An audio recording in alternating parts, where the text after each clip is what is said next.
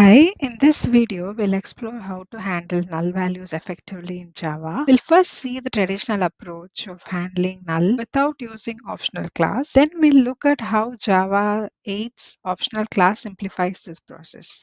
Let's get started by creating a simple customer class customer. This class has a private string name field and then a constructor to initialize the name and a get method to retrieve it. Now let's write a method named getCustomerName. This method takes a customer object as an input and checks if it is null.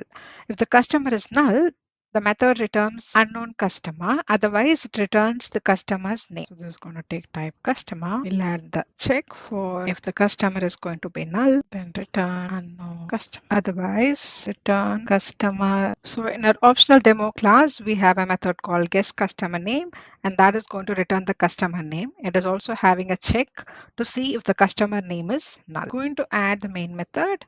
Inside my main method, we'll create a customer variable and set it to null. So customer type, customer variable, and I'm going to set this to null. Then we'll call the get customer name. So we need a variable called name, and in this, let's call this get customer name. Pass your customer variable and let's try to print the result. So this is going to be printing as unknown customer value because the customer that we are passing here is actually a null one. So if you see the output here, we are printing unknown customer because your customer value is set to null.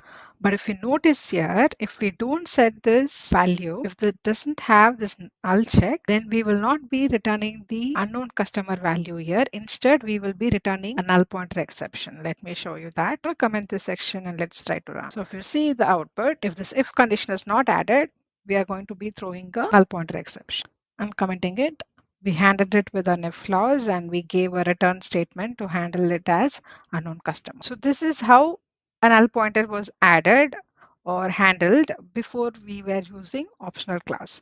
So with the optional class, let's see how the same problem can be addressed. So first, we'll wrap the customer object in an optional using Optional.ofNullable. Let's do that. I'm going to wrap it with optional, pass it customer type. So also to add optional in your code, you will have to import the util.optional package. We are wrapping it of type optional of customer, and instead of null directly, you will have to call optional.nullable method and pass null inside it. Next, we update the get customer name to use optional. Here we'll try to change the string type to an optional type of string.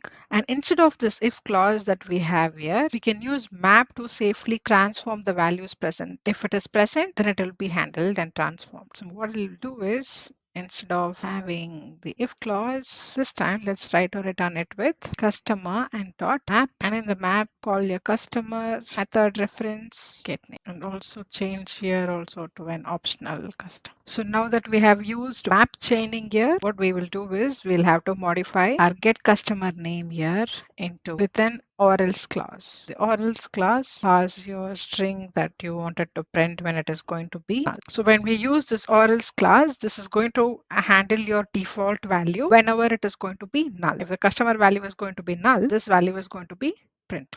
Now let's try to run this. Well, if you see the changes, we removed the if clause, we directly modified your string type to optional class type, and we passed optional class type of customer, and we handled it with the return type of customer.map. We did a method chaining and we passed the customer get name into that. And whenever the name is going to be null, we also passed it with the default value of unknown customer using your orElse method. The key difference is without optional, we rely on manually doing the null check, which could be error prone. You will have to add your if clause and do the null checks for the objects that you're passing. With optional, we avoid cluttered null checks and we use methods like map and orElse to orElse method here and map method to handle values declaratively. Finally, optional enables chaining and transformation, making the code more concise. For instance, we can chain methods like map and filter to apply logic directly on the optional. So to summarize, optional provides a safer, cleaner way to handle nullable values in Java. It also helps you to prevent null pointer exception, making your code easier to read and maintain. That is it for this video.